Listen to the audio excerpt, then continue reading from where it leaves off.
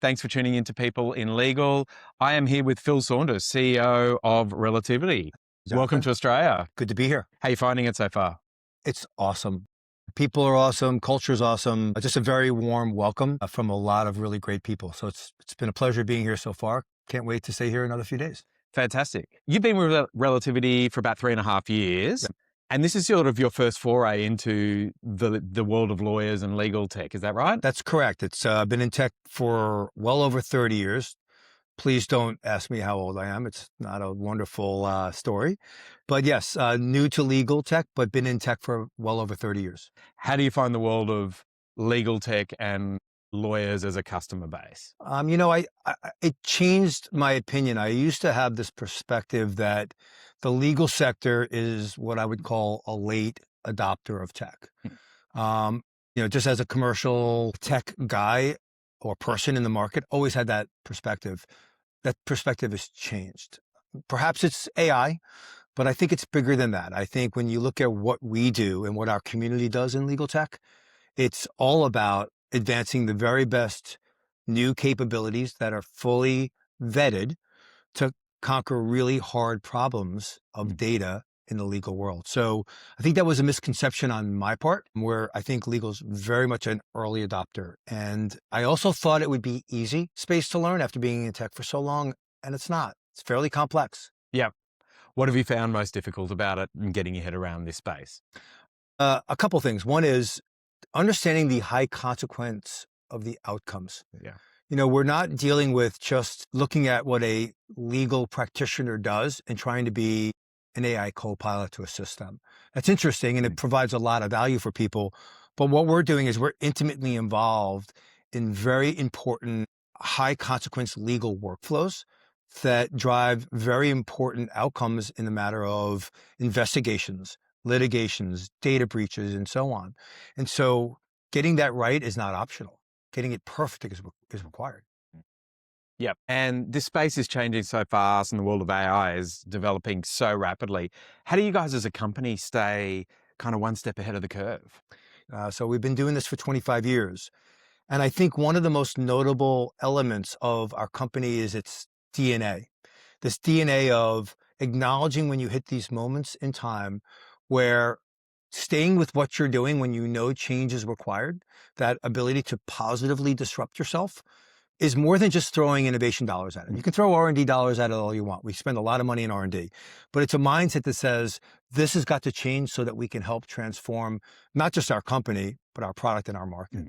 And I think something that is very unique about Relativity is this ability to consistently disrupt itself to make sure we're ready for the next wave. AI is clearly one of them. And do you find that you need to bring customers on that journey of disrupting themselves, or do your customers lead the journey for you? We absolutely think it's an integral part of our motions as a company. Our founder, his name is Andrew 𝗍𝗫𝗁. He started the company 25 years ago. Wonderful human being. He is what I would call our very first forward deployed engineer. He was a gentleman that started this company on a really gnarly green couch in Chicago. But his whole motion, and the motion that our company became a big part of, was being in front of customers, understanding their needs, and having them help develop the offering side by side. And now, many, many years later, we have a whole program that we walk through that's called Advanced Access, where our customers are literally helping us build and sit side by side as we develop the product, so that not only do we think we get it right, we know we get it right. Yeah. And how have you found the Australian customer base compared to, say, US, in terms of how they use the Air product? How do they, have you found any nuances about this particular market that maybe you don't see in other places? Or are we kind of like other behaviors that you see relatively consistent from market to market? I think for me, it's always, as a person that's been doing this a long time, I'm always oddly still amazed how very, very different cultures and business motions are, region by region, and sometimes country by country. And here in Australia, or ANZ specifically, we've learned that the petitional workflows that we have in, let's say, North America are different here. The use cases are different. Predominant use case in the United States is still very much litigation. Here, it's a lot of personal and corporate investigations, or freedom of information opportunities, or data breaches. And so for us, making sure that we can tune and modify the capabilities of our AI platform for those customers and those that market need is a big part of the extensibility of our platform. Perfect, so that folks in this region can build it for their needs.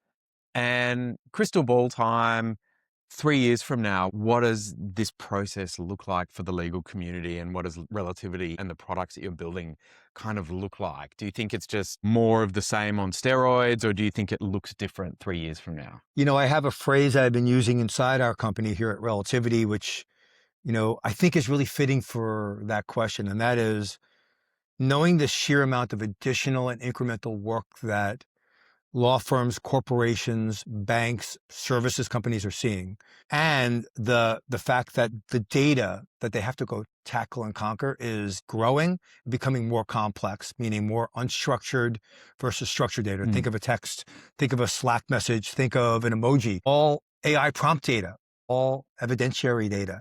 In that world, if we don't, together with the market, reimagine how work gets done, with the power of things like AI, for sure, but at the highest level, reimagine how that work gets done, we're not going to be able to keep pace and frankly stay ahead of it.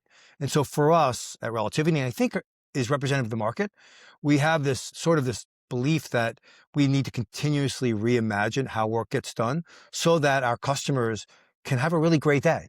And I know that sounds a little mushy, but we really believe it. Fantastic. Look, thanks so much for your time. I know you're busy here with the whole community at RelFest. So really appreciate taking the time to speak to us today. Also, secondarily, really appreciate you working a cricket story into your keynote. So thanks for that. Good luck for the rest of the trip here. And thanks for being on People in Legal. Thanks for taking the time. Cheers. Thanks, Bye-bye. Phil. Cheers.